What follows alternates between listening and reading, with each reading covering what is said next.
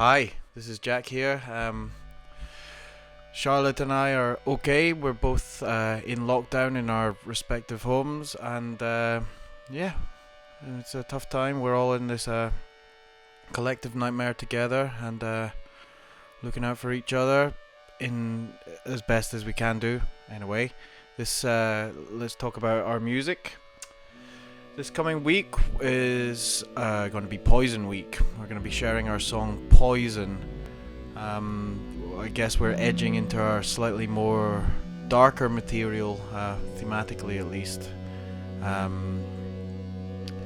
There needs to be balance. We can have this softer daytime kind of music, but we also need to have this darker, edgier music, what I call nighttime music. We can have it's not all mothers are darlings and pristine dawns and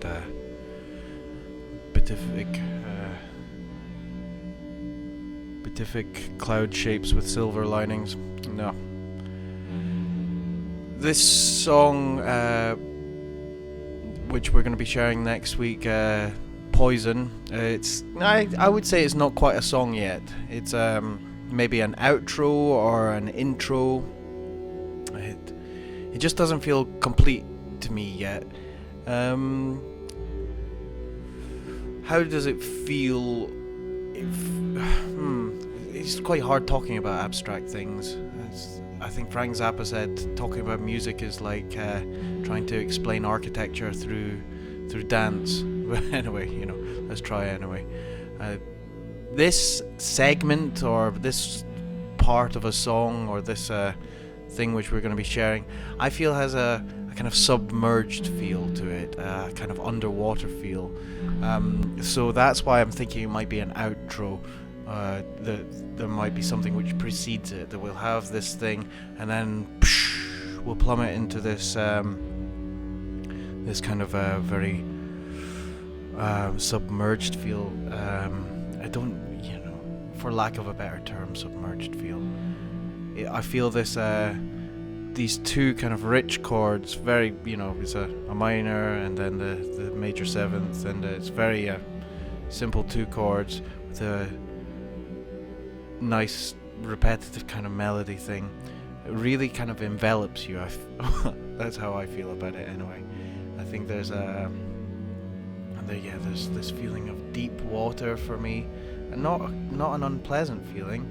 So maybe something like a hit of a morphine drip, or So maybe we submerge into it, or maybe we pull out from it into something which is a bit more textured or a bit more staccato or something like that. Anyway, talking about abstract things, I sound like a madman. Okay, so we thought we would share it because this song's quite important to us, because it marks the first time that Charlotte and I really connected as a duo. We played together in my band, in a band.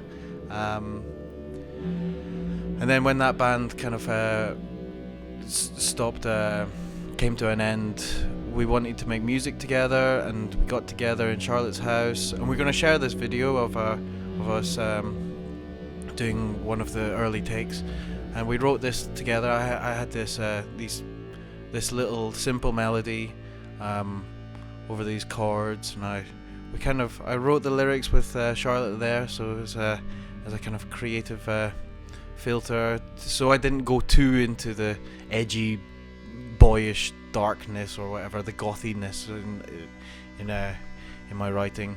That's what's good about working with Charlotte. She will kind of smooth out those kind of, I guess, smooth out petulance or that kind of immature side to things. And I think it came together quite nicely. So the lyrics, I think this is a good one to talk about. My lyrics, how I think about lyrics. I really feel that I kind of let the songs write the lyrics for me. What do I mean by that? I build up sounds which fit with the melody. In this song, you'll hear lots of rounded vowels. Have to hold pure moon. And lots of feminine sounds, softer F's and M's and N's. That seem to kind of have this, slow attack of the sounds. I like this in my lyrics. I like when the way you say something, bringing out that natural melody in the way you say something. I love songs which do this. I like Led Zeppelin do it really well, I think, even though they're often singing about quite hippie things, or the what's the No Quarter? There's almost the whole first verse of that is a melody written fitting with how you would say the sentences. What is it? Close the door, turn off the lights. So close the door, turn off the lights. No one's coming home tonight. No one's coming home tonight. You can see it's really got the pattern of the speech to it. In fact, on the contrary, a lot of what I'm hearing pop music at the moment doesn't really have that. The lyrics are often counter to how the melody sounds. I heard a song which was something.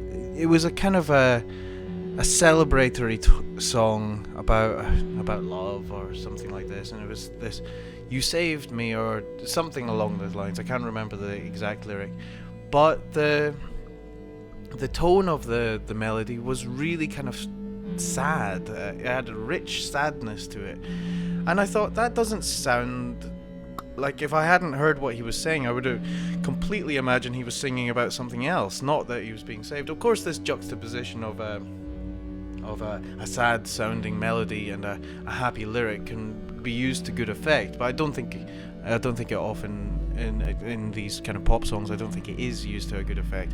What would be an example of a Radiohead often have these quite out of context. The lyrics sound might be quite positive, maybe, but in the context it takes on a real bleakness. Or Portishead in their third album. I mean, Portishead are sad music, and they have a song which is called White Horses, and it's the lyric is, "White horses, they will take me away." And it sounds lovely if you take it out of context, but the way she sings it is heartbreaking. Okay, I went off on a tangent there. Let's look at the lyrics exactly. So yeah, I like to let the music kind of write the lyrics, and then the themes of I wouldn't say I completely forget about the themes in the song. It's that the themes kind of come up from this, that you find it starts to direct. I find it starts to direct me in certain ways, and something emerges from the music, from the melody, from the vowel sounds in this case. And so we have the opening line, "To have to hold a pure blue moon," which has this is a very common theme in a lot of my thoughts and a lot of my artistic work, of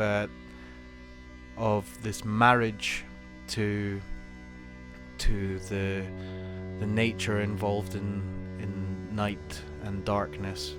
There's a kind of there's respect for nighttime, a respect for darkness, a respect for maybe the kind of our shadow selves, as Jung might call it. I mean, nighttime isn't always dark and scary. It's also where romance and passion and things like this happen as well. But yeah, of course there's an ambiguity to the lyrics. What it means to me isn't that important, really. I mean this sincerely. I only wrote it. If it means something different to the listener, well, that's far more important, because I like not just abstract, or not just abstract can be silly. I think a lot of the John Lennon's Beatles acidy lyrics end up just being a bit kind of silly, and lose the poignancy of something meaningful. Of course, probably very important at the time. Or even the Oasis lyrics are sort of meaningless in a way, and I would say to their detriment. So I like to have an ambiguity which has a readability to it, that it does have meaning, but a meaning which can be interpreted in different ways. And then, of course, there's quite a troubling lyric for what is essentially a chorus of "It's not like it's poison," which I think is quite a difficult lyric. It's like you're cajoling someone to take something which they might not want to be taking, or something which someone might perceive as negative, but you're trying to encourage them. And I wouldn't say it's a wholesome encouragement either. Anyway, please look forward to.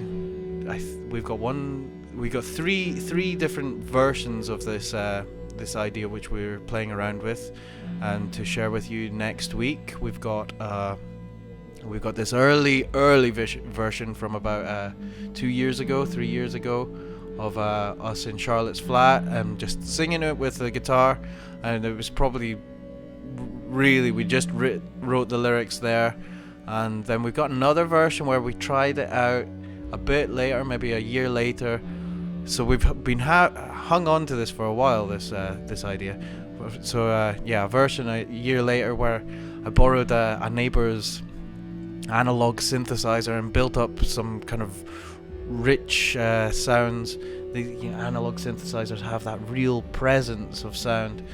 And then we've over the weekend in February, we recorded a live version to see if we could actually play it in a kind of a live setting, in a full kind of way.